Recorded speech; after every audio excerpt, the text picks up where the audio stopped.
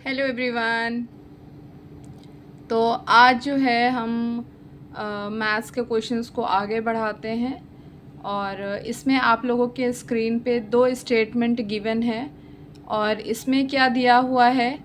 जो कथन एक है वो कह रहा है कि किसी संख्या के 60% का एक चौथाई किसी अन्य संख्या के 20% के 2/5वें भाग के बराबर है, तब पहली संख्या और दूसरी संख्या का अनुपात क्रमशः 8:15 है। ठीक है। अब चलिए इसी क्रम में हमें ये चेक करना है कि क्या जो ये स्टेटमेंट है क्या वो सही है या फिर वो गलत है। तो चलिए ये चीज़ चेक कर लेते हैं और आप लोग ज़रा देखिए इसका सेकंड स्टेटमेंट क्या कह रहा है।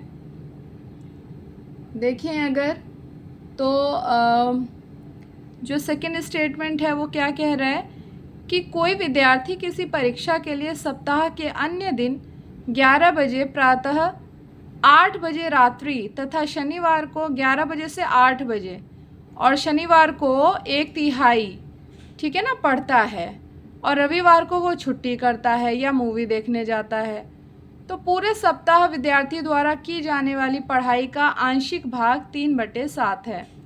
मेरे ख्याल से आप लोगों ने ये दो क्वेश्चंस देख लिए। तो चलो अब ये चेक करते हैं कि इनमें से कौन से स्टेटमेंट जो है सही है और कौन से स्टेटमेंट जो है गलत हैं।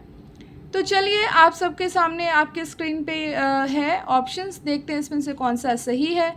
ये मैंने जिस तरीके से सॉल्व किया है मैं आपको एक्सप्लेन कर देती हूँ। मान लीजिए कि वो संख्या क्या है, x और y है। तो जैसा कि क्वेश्चन में कहा था उसके अनुसार हमने जब इसे इसमें पुट किया इक्वेशन बन गई, तो x/y का जो रेशियो आया वो 8/15 आया, जो कि क्वेश्चन में यही रेशियो दिया था। तो यानी हमारा कथन एक जो है सत्य है। अब चलते हैं दूसरे क्वेश्चन की तरफ। तो आपको पता है कि सप्ताह में वो रविवार की छुट्टी लेता है, बाकी बच गए 6 दिन। 5 दिन वो जो है ना 11 बजे से 8 बजे तक पढ़ाई करता है, यानी 9 घंटे उसने पढ़ाई करी। तो 5 दिन 9 घंटे पढ़ता है और जो है ना एक दिन वो 1/3 यानी 9 का 1/3 यानी 3 घंटे पढ़ता है। तो एक हफ्ते में वो कितना पढ़ता है, हमने 48 घंटे निकाल लिए हैं। उसके बाद जो है पूरे सप्ताह में कितने घंटे होते हैं, 168 होता है। उसके पढ़ने के घंटे और सप्ताह के टोटल घंटे का हमने क्या निकाल लिया, और हमने अनुपात निकाल लिया। तो ये आया 2/7, जबकि वहाँ पर जो है दूसरा अनुपात था। तो यानी हमारा कथन 2 जो है क्या हो गया, असत्य। तो उस हिसाब से हमने ऑप्शन लगा लिया है, आप लोग भी इसे क्रॉस चेक कर सकते हैं।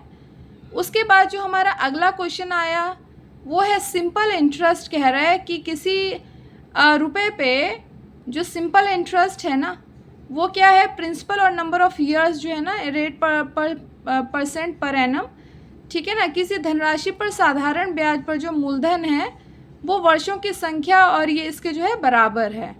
तो चलिए देख लेते हैं, ये वाला क्वेश्चन भी सॉल्व है। देखिए साधारण, इसने क्वेश्चन में क्या दिया हुआ है कि जो इंटरेस्ट है, साधारण ब्याज जो है, आप देखिए ज़रा ध्यान से, साधारण ब्याज को हम आई से डिनोट करेंगे और क्वेश्चन में दिया हुआ है कि मूलधन का 1/9 भाग है और क्या दिया है कि जो वर्षों की संख्या है वो दर के बराबर है। तो यानी टाइम बराबर दर हो गया और साधारण ब्याज का फॉर्मूला होता है मूलधन गुना दर गुना समय बटे 100 PRT/100। तो हमने क्या किया, हमें रेट फाइंड आउट करना था, टाइम के बदले हमने आर लिख दिया क्योंकि टाइम और रेट जो है बराबर दिए हुए हैं।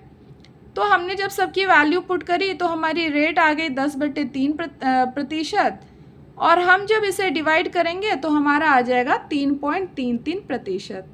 तो इस तरीके से हमने इस वाले क्वेश्चन को भी सॉल्व करना है। चलिए अगले 45th क्वेश्चन की तरफ। बड़ा ही इंटरेस्टिंग क्वेश्चन है, ध्यान से देखिए। एक मैन है जो अपने सामान को जो है ना, अपने गुड्स को प्रॉफिट पे बेचता है 10% लाभ पर। अगर वो अपने गुड्स को 15%, ठीक है ना, if he sales his goods at 15% profit, 15% पे बेचे तो 160 रुपये जो है ना और जो है मिलेंगे। तो कह रहा है कि उस द कॉस्ट प्राइस, उसने ना ये स्टेटमेंट दी है कि क्या उसकी लागत 4200 रुपये है, तो हमें कैसे पता चलेगा?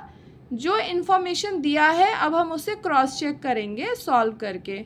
चलिए इसी बीच में हम कथन 2 भी पढ़ लेते हैं कि कोई व्यक्ति अपनी आय का 80% खर्च करता है अगर उसकी आय में 25% की वृद्धि हो, ठीक है ना, तो फिर क्या इसकी जो है ना कितनी प्रतिशत की बढ़ोतरी हुई। तो चलिए हम जो है ना इस चीज़ को भी कैसे चेक कर सकते हैं, तो बिल्कुल हमें जो है इस क्वेश्चन को सॉल्व करना पड़ेगा। ये सारे क्वांटिटेटिव एप्टीट्यूड के क्वेश्चंस हैं और आजकल एग्ज़ाम्स में पूछे भी जा रहे हैं। तो चलिए चेक कर लेते हैं कि इसमें से कौन सा जो है सही ऑप्शन है, कौन सा कथन सही है, कौन सा कथन असत्य है। तो उसने बोला है कि माल का जो कॉस्ट प्राइस है, लागत जो है वो 4200 रुपये है और इसमें इसने क्या बोला है, ध्यान दीजिए, 15% का अगर उसे लाभ होता, ठीक है ना, तो वो 160 रुपये उसे जो है ना और मिलता। तो चलिए 4200 का 115% मतलब आप निकाल लीजिए 15% लाभ प्रतिशत का फॉर्मूला होता है क्या, तो ये आपको पता होना चाहिए, लाभ बटे क्रय मूल्य इंटू में 100। तो फिर आप जो है उस तरीके से पुट अप कर दीजिए और आपका जो है निकल जाएगा ये। इस इक्वेशन में पुट कीजिए। पहले जब 10% हो रहा था तो 110/100 करके हमने सॉल्व किया है। अब आप ज़रा ध्यान से देखिए, जब हम इस पूरे फिगर को अपना जो है क्रॉस चेक कर रहे हैं तो एग्ज़ाम में जो क्वेश्चन में स्टेटमेंट था ना वो यहाँ पर क्या आ रहा है, असत्य आ रहा है, क्योंकि जब हम इसे माइनस कर रहे हैं तो 210 आ रहा है जो कि 160 के बराबर नहीं है। तो कथन 1 हमारा असत्य हो गया। अब चलते हैं कथन 2 की तरफ।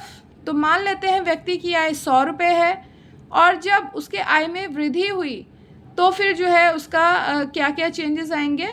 जब उसकी आय 100 रुपये है तो आपको उसने बताया कि 80 रुपये खर्च कर रहा है, बचत कर रहा है 20 रुपया। जब हम वृद्धि कर रहे हैं तो फिर क्या होगा, तो उसने जो किया है आप देख सकते हैं, जब उसकी वृद्धि हो रही है तो फिर हमने जो वो क्या कर रहा है, खर्च कर रहा है, तो 120/100 इंटू ये बराबर किसके हो रहा है, 96 के। सॉल्व कर लीजिए। फिर आप क्या कीजिए, इसे फर्दर सॉल्व कीजिए तो आप देखेंगे कि ये 20 इंटू इसे कीजिए आप फर्दर सॉल्व, तो ये आ रहा है 20 इंटू 145/100 जो कि 29 के बराबर है। जब आप इसे आपस में क्या करेंगे, एडअप करेंगे। क्वेश्चन में दिया था कि जब उसकी वृद्धि हो रही है ना तो 125 रुपये उसके जो है ना टोटल कमाई हो रही है, तो हमने निकाल लिया, हमने वृद्धि के बाद इसका निकाल लिया है जो कि 96 और 29 को हम एडअप कर रहे हैं, खर्चे को ऐड कर रहे हैं और बचत को ऐड कर रहे हैं, तो 125 के बराबर हो रहा है। तो हमारा कथन 2 क्या है, सत्य है। तो ऐसा ऑप्शन डी है जिसमें कथन 1 असत्य है और कथन 2 जो है सत्य है।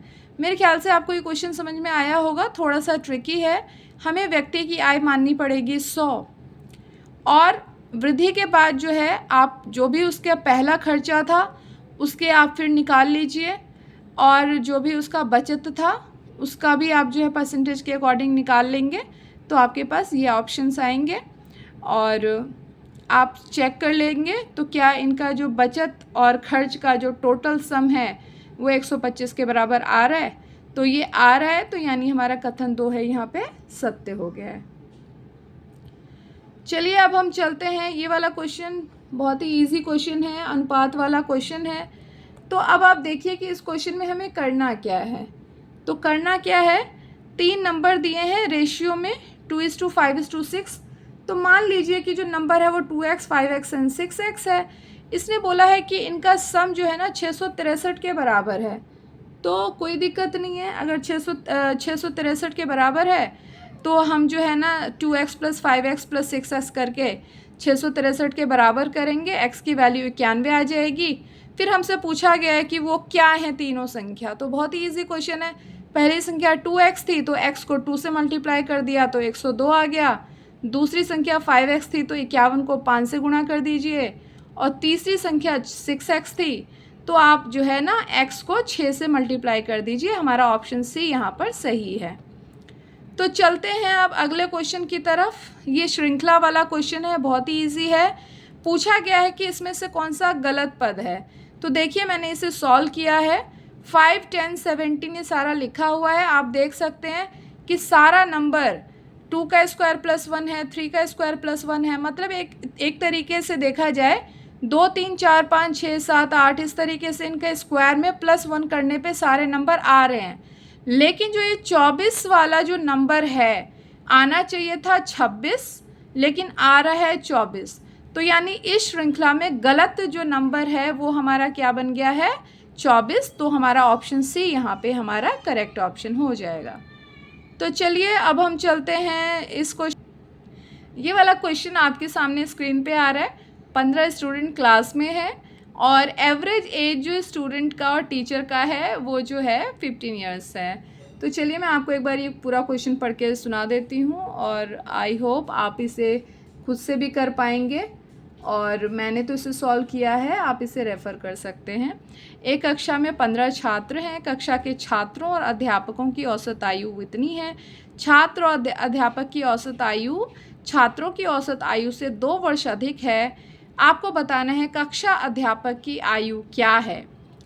तो देख लेते हैं इसे सॉल्व कैसे करना है। 15 छात्रों की औसत आयु आप x मान लीजिए। अध्यापक और छात्रों की औसत आयु जो है ना आपकी कितनी हो जाएगी, कितनी हो जाएगी बताइए, कितनी हो जाएगी। तो अध्यापक और छात्रों की औसत आयु आपको क्वेश्चन में दिया है 15 वर्ष। एक अध्यापक और 15 छात्र, टोटल कितने लोग हो गए 16।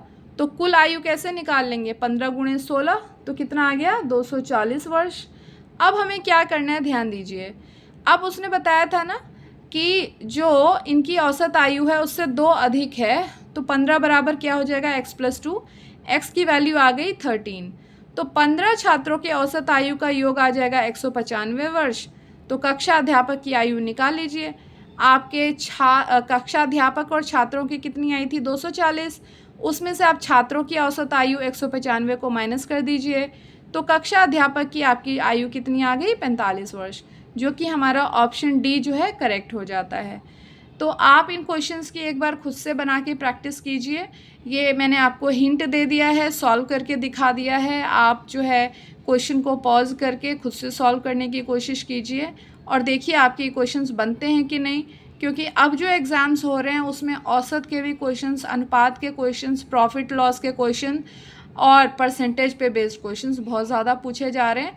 तो आप इन टॉपिक्स को जो है ना स्पेशली बहुत ज़्यादा प्रैक्टिस करके जाइए। तो again I'll bring a new video and new topic for all of you. Till then, keep practicing and take care.